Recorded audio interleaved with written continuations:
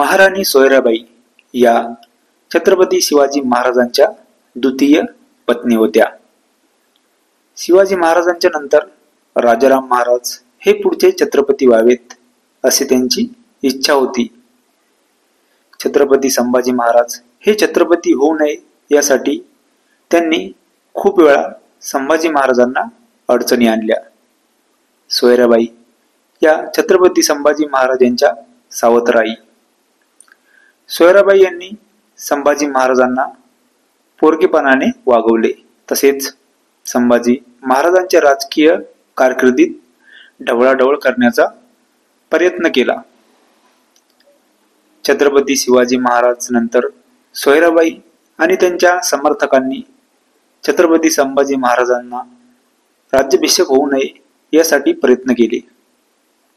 सोयराबाई आणि त्यांच्या समर्थकांनी राज्यामध्ये स्वतःचे वर्चस्व प्रस्थापित करण्याचा प्रयत्न केला, ज्यामुळे संभाजी महाराजांना विरोध झाला.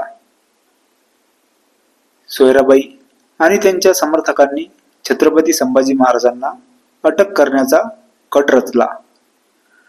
अष्टप्रधानमंत्र्यांनी संभाजीराजे यांना पकडण्याचे आदेशपत्र हंबीरराव मोहिते यांना दिले,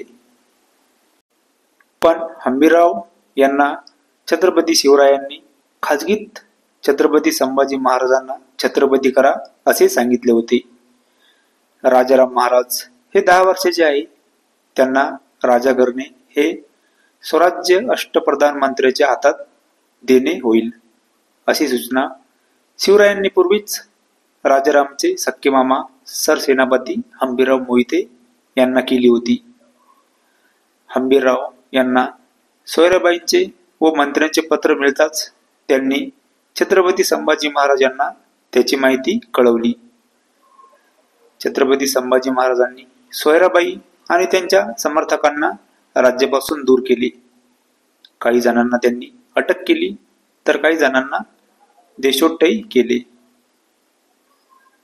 अष्टमंडळातील अनुयायांनी ऑगस्ट 1681 मध्ये छत्रपती संभाजी महाराजांना विषबाधा करण्याचा प्रयत्नही केला, पण ते वाचले.